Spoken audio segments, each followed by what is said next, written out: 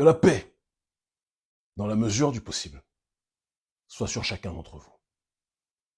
Je dis dans la mesure du possible car il est évidemment difficile de parler pour une grande partie des nôtres de paix quand la majorité des nôtres est privée du principe élémentaire, crucial, vital et universel qu'est l'accès à la justice.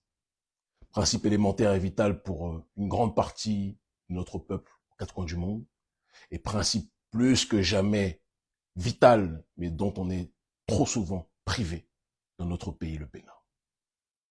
En effet, mes chers frères, mes chères sœurs, l'heure que traverse notre peuple au Bénin est tragique, dramatique, cruciale. Mais ô combien cette heure était prévisible.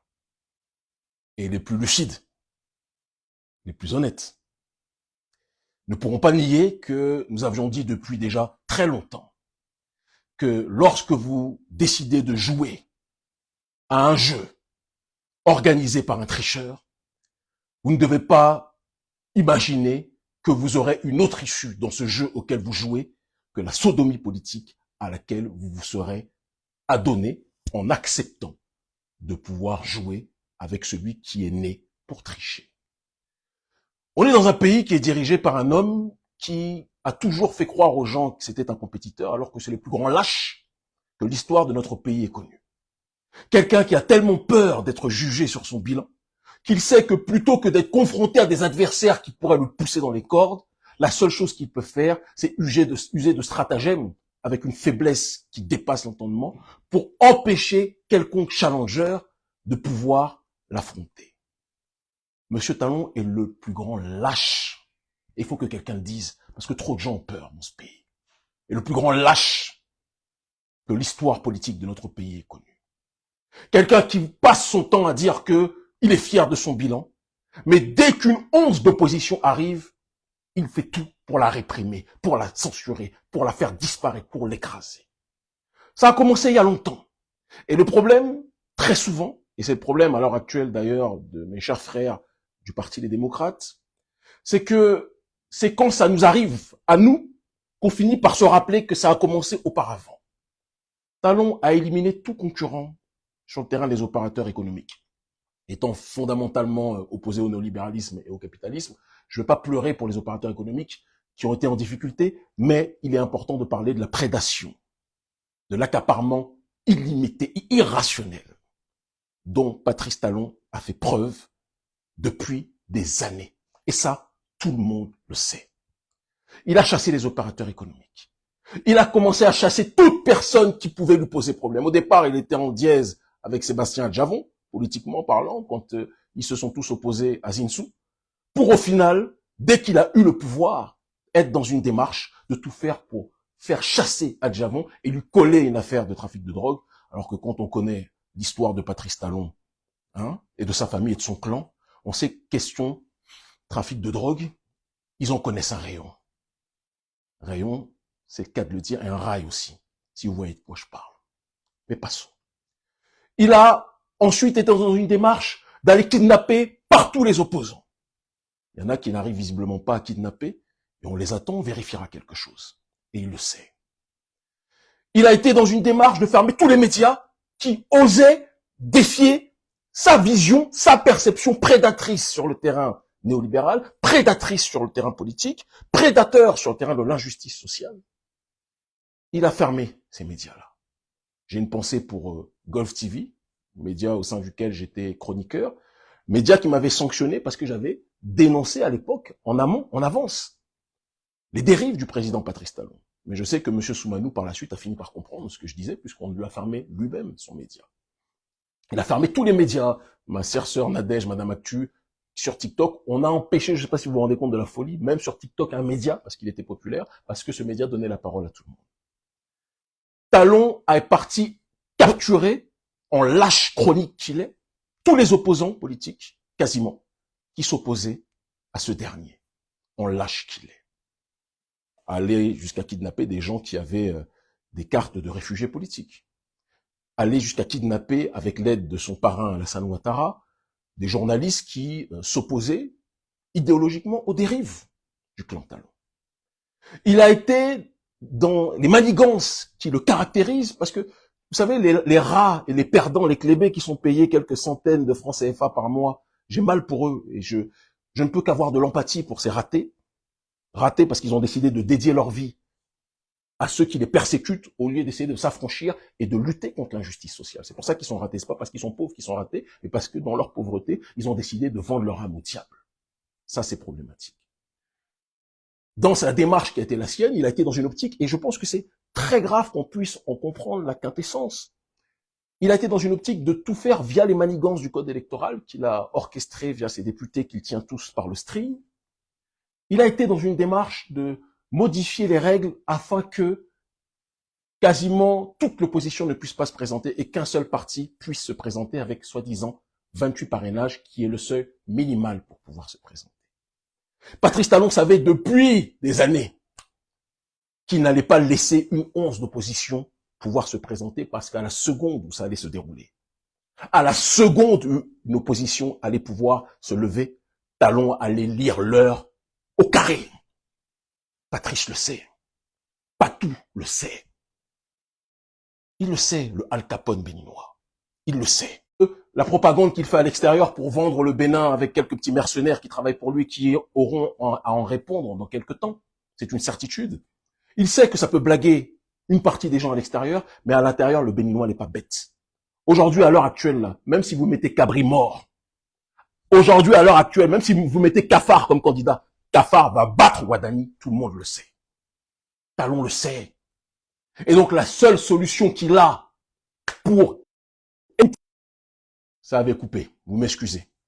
Je disais donc que, et donc la seule possibilité qu'il a pour éviter toute forme d'opposition, c'est d'exclure de manière méthodique tout opposant qui peut pousser lui-même et son blanchisseur de capitaux, d'accord, l'assistant d'Al Capone, qui est Romuald Ouadani, pousser tous les opposants de ces derniers dans les cordes, faire en sorte de créer un pseudo-cadre juridique avec des intellectuels corrompus et tarés, parce que c'est ce qu'ils sont, afin que on puisse justifier à l'extérieur que oui, vu les nouvelles règles, nous ne pouvons pas avoir 10 000 candidats. Ah bon? Pourtant, Patrice Talon est venu au pouvoir grâce justement à des règles, à un code électoral qui était complètement ouvert à tout le monde. Ça n'a pas dérangé Patrice à cette période-là. Pourquoi ne l'a-t-il pas dénoncé? Il n'a jamais dénoncé. Mais quand c'est son tour, il sait qu'il doit fermer le jeu. Donc il a fermé, il a empêché plein de candidats de pouvoir se présenter. À l'époque, on était nombreux à dire aux démocrates que, mes chers amis des démocrates, le fait qu'on vous laisse vous présenter, mais qu'on empêche les autres, devrait normalement attirer votre attention et vous pousser à la solidarité pour que l'on puisse faire front commun et être dans une résistance globale contre le régime mafieux du président Patrice Talon. Mais certains à l'époque, et c'est toujours ça malheureusement dans ce système de plantation dans lequel nous vivons, celui qui est toujours favorisé temporairement par l'oppresseur, croit qu'il est meilleur que l'oppresseur et croit que c'est parce qu'il est plus malin que les autres que il peut justement avoir ce traitement de faveur vis-à-vis de l'oppresseur, alors que l'oppresseur joue avec lui comme il a joué avec les autres. Il ne s'agit pas de tirer sur l'ambulance. J'ai beaucoup d'amis dans les démocrates. J'ai aussi des ennemis, de manière évidente, vous le savez. D'accord? Et d'ailleurs, ça me permet de faire une petite parenthèse, parce que beaucoup m'ont dit, mais Kémy, pourquoi tu n'as pas déposé ton dossier au sein démocrate lors de l'appel à la candidature? Mais je ne l'ai pas fait pour la simple et unique raison que nous savions tous, nous étions nombreux déjà, à savoir que le parti avait déjà son orientation sur le point idéologique. Il avait son orientation en ce qui concerne déjà les personnes qu'il voulait choisir. J'avais des échos depuis longtemps. Renaud est un frère, hein. On se connaît, il venait me voir régulièrement il y a quelques temps de cela, d'accord, ne serait-ce que l'année dernière. C'est un frère que j'apprécie, avec lequel nous avons beaucoup échangé. On peut avoir des désaccords sur certains points. J'ai pu apprécier moins certaines choses qui ont été effectuées, mais c'est un frère fort capable, d'accord, même si c'est pas un politicien, à la base c'est un avocat, qui est dans sa démarche de défendre les opprimés, mais il a été décidé, depuis un bout de temps je pense, qu'il devait être candidat. Je n'allais pas déposer mon dossier gratuit dans quelque chose qui était déjà décidé en amont, ça ne m'intéressait pas. D'accord? Mais j'ai choisi stratégiquement de garder le silence, parce que le but n'était pas de tirer sur les démocrates, parce que chacun a sa stratégie. Et même si, je le dis depuis le départ, que les démocrates ne gagneront jamais dans ce jeu truqué, avec des règles truquées telles que celles que l'on connaît, je me disais qu'il fallait les laisser faire ce qu'eux doivent faire, et nous sommes en train de préparer ce que nous préparons actuellement. C'est la démarche qui est la nôtre. Mais le fait est que Patrice Talon, qui met tout le monde sur écoute, qui surveille tout le monde, qui est dans sa démarche de tout faire pour essayer de mettre tout le monde en captivité, était au courant depuis longtemps des dissensions fondamentales qui existent à l'intérieur du Parti des démocrates. Il était au courant depuis longtemps que certains ont pour obsession, même s'ils n'ont peut-être pas les capacités ni les compétences politiques, ni l'idéologie, vous leur demandez quelle est leur idéologie, ils ne seront même pas capables de vous parler. Et ça, c'est un problème fondamental quand je compare la classe politique de notre pays, le Bénin, à ce que je peux voir dans d'autres pays, en Afrique de l'Ouest, en Afrique francophone de manière générale. Il y a un problème fondamental de ligne idéologique dans notre pays.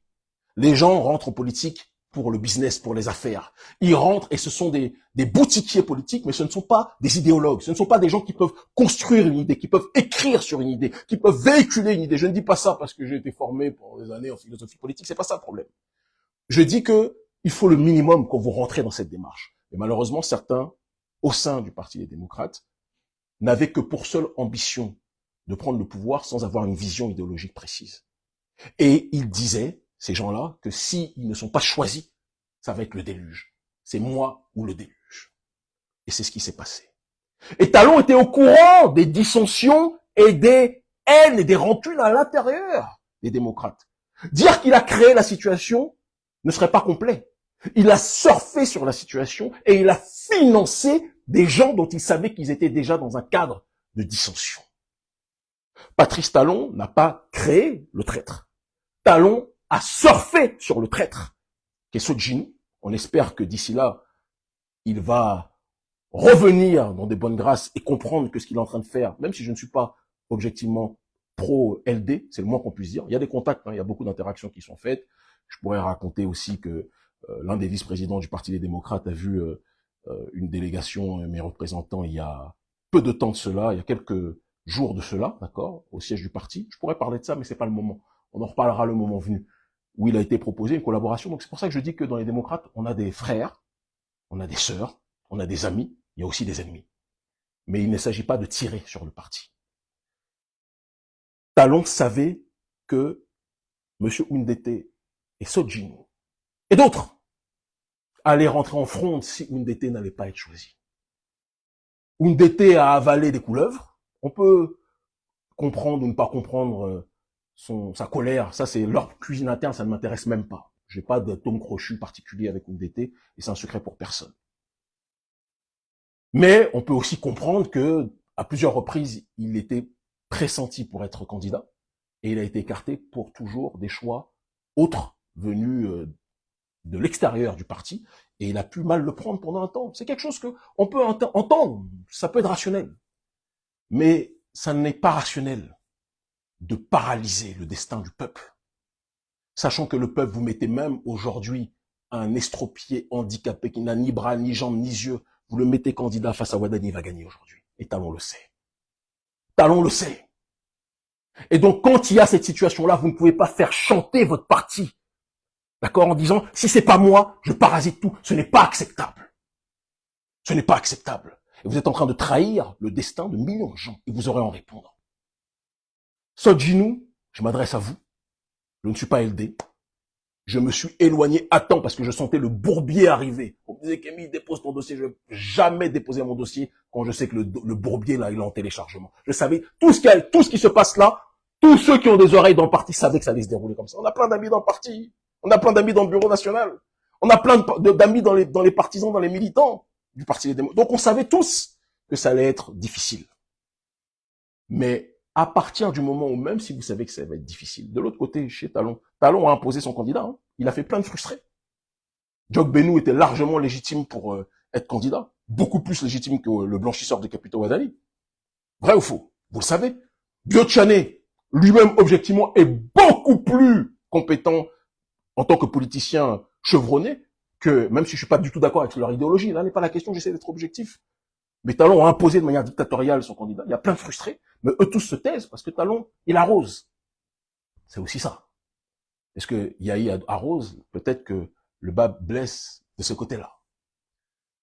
Mais il y a une chose qui est certaine, c'est que Talon a surfé sur ce qui se passe et qu'il a envoyé ses émissaires pour payer Sodjinou. Sodjinou, il te reste 24 heures. pour retrouver la mémoire, pour revenir dans la bonne direction et donner ton parrainage au LD. Si tu ne le fais pas, c'est l'agenda de gens comme nous que vous êtes en train de faire avancer. Parce que moi, je l'ai dit depuis le départ, j'ai dit option 1, les démocrates. Option 2, j'ai dit une coalition des forces d'opposition qui ne seront pas dans une démarche de corruption. Nous sommes en train d'y arriver. Aujourd'hui, il y a des gens qui sont dans la résistance, qui sont en train de se rencontrer, on se rencontre tous, on échange tous, on est en train de préparer des choses. Et j'ai dit la troisième étape, on a parlé de Jéricho. Des gens souriaient hier. Hier, ils riaient. Dans peu de temps, ils vont s'inquiéter. Et demain, ils s'excuseront. C'est une promesse. C'est une certitude. Si Patrice Talon empêche l'opposition de se présenter au présidentiel, je fais le serment devant Dieu que ce qui va se passer là, Talon ne va pas assumer. Je vous le dis.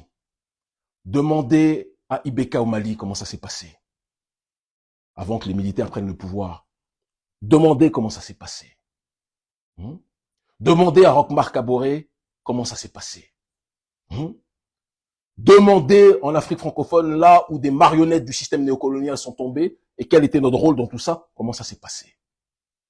Lecture de l'heure en téléchargement. Je vous le dis froidement. Vous n'allez pas croire. Vous n'allez pas assumer. Vous n'allez pas gérer ce qui va se passer.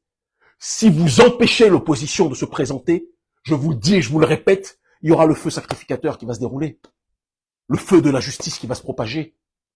Le feu de la dignité, le feu de la souveraineté, le feu de l'autodétermination, le feu du refus de l'hégémonie du clan mafieux néocolonial du président Patrice Talon. C'est ce qui va se passer. Donc la meilleure solution pour vous, vous vous rendez compte, je suis en train de plaider pour les LD alors que je n'ai rien à gagner à le faire. La meilleure solution, ce Djinou, donne, et ceux qui te soutiennent derrière là, ceux qui te manipulent derrière, Michel, donne ton parrainage au LD. C'est mieux pour vous. Parce que l'élection, je vous donne des conseils aux gens de la rupture, aux idiots de la rupture, là. Il vaut mieux que vous laissiez les démocrates se présenter. Pour qu'il y ait encore de l'espoir au sein du peuple et qu'ils puissent croire bêtement et naïvement que c'est par l'élection qu'on va pouvoir s'en sortir. Nous, on sait très bien que c'est pas par l'élection qu'on va s'en sortir, parce qu'il n'y a pas d'élection avec les lâches, il n'y a pas d'élection avec les traîtres, il n'y a pas d'élection avec les tricheurs, il n'y a pas d'élection avec les hypocrites, les petits kikis politiquement que sont des gens comme Patrice Talon.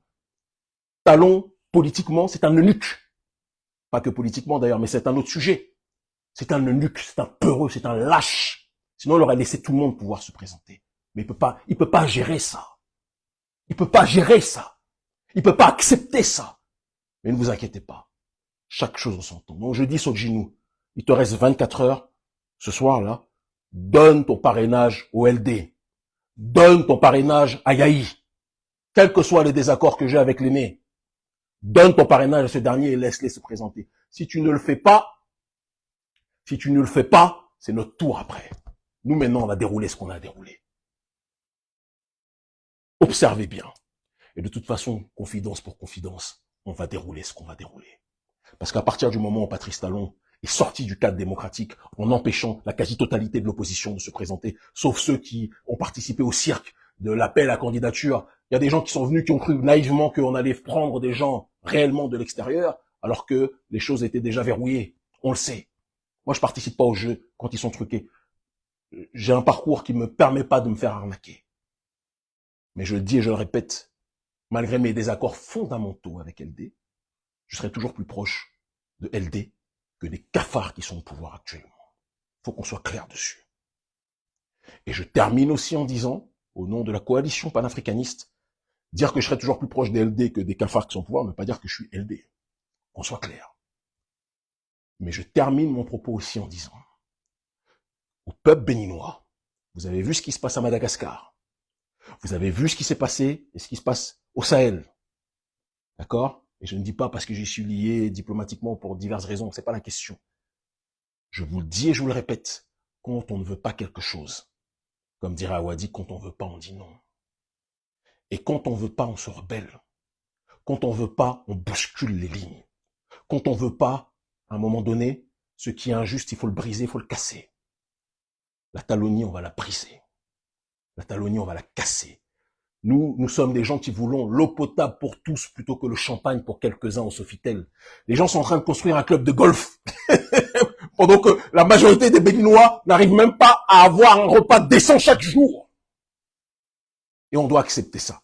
Vous êtes vraiment des malades, dit Macplon, des raclures. C'est ce que vous êtes.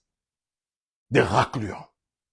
Beaucoup me disent, Kémy, s'il te plaît, prononce-toi sur les autres. Je suis à une période de notre vie, là, où, en dehors de mes activités quotidiennes que je dois régler, du job que je dois effectuer, ça c'est une évidence, et je reste fidèle sur la ligne par rapport au travail, à la mission qui est la mienne, mais en dehors de ça, je ne peux pas parler d'autre chose à l'extérieur que de mon pays. Je peux pas. J'arrive à un stade de notre combat politique où on a réussi à allumer des foyers partout, mais je ne pourrais pas me regarder dans la glace si je ne libère pas, je ne contribue pas à la libération de mon pays. Je peux pas. Je pourrais avoir la belle vie. Je pourrais avoir une vie de rêve et fermer les yeux. J'ai déjà, le combat qu'on mène, là, on a déjà marqué l'histoire. Je meurs aujourd'hui, j'ai déjà marqué l'histoire, tout le monde le sait.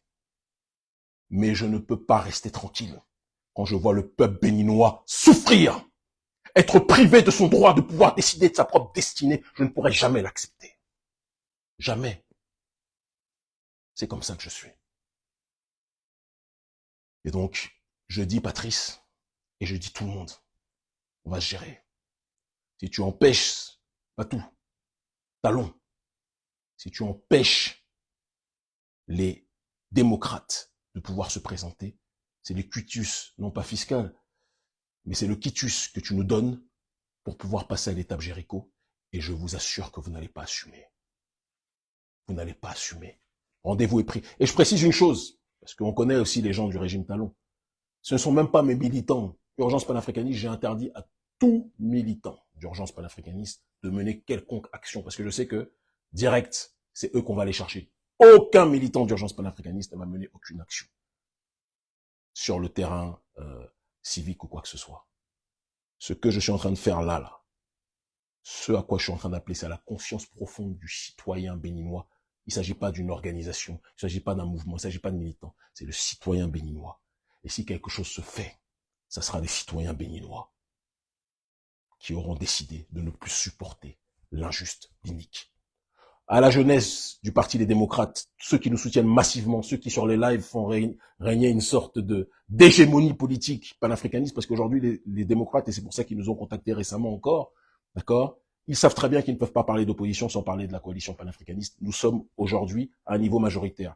C'est pour ça que même le président Yahi il s'est retrouvé avec les histoires de Daniel Eda à convoquer une structure dont je n'ai jamais entendu parler, que je ne connais ni d'Ève ni d'Adam, d'accord, et qui se revendique partisane de Kémy Séba. Je vous connais pas, je vous ai jamais rencontré, je ne vous ai jamais entendu, donc vous pouvez exister, faire vos choses, je vous aime, vous êtes mes petits frères, mais ne vous inventez pas une filiation avec moi, une affiliation avec moi, d'accord? Ne vous inventez pas ça.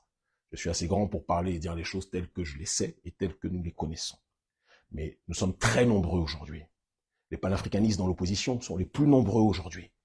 Et nous voulons une résistance globale, une résistance frontale. Les élections, Patrice, il veut nous douiller, il veut politiquement parlant nous sodomiser. C'est la réalité. Et comme nous ne le voulons pas, on va lui montrer de quelle manière on s'organise pour cela.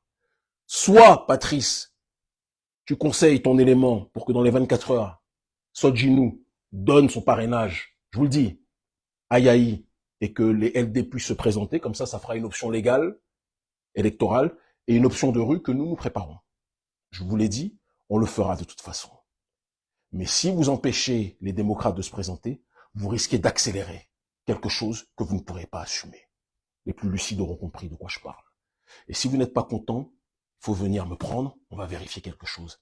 Vos petites chouins du MMA, d'accord, MMA Club qui vont kidnapper les gens à 5 contre 1, nous on saura les accueillir. On va bien les accueillir, comme il faut. On a commencé dans la rue le combat politique. Et aujourd'hui, on est aux quatre coins du monde. On est au sommet géopolitique. Et demain, on sera encore plus loin. Vous n'êtes pas prêts. Je ne suis pas les boutiquiers politiques que vous pouvez acheter. Certains, au sein du régime, ont déjà essayé. À plusieurs reprises.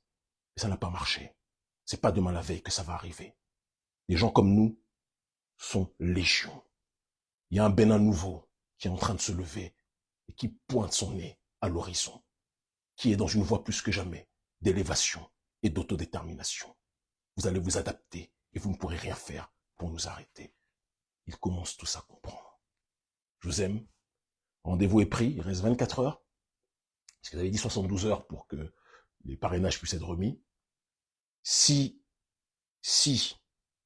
le parrainage de Sojinu n'est pas remis, faut observer seulement. On va vérifier tous quelque chose.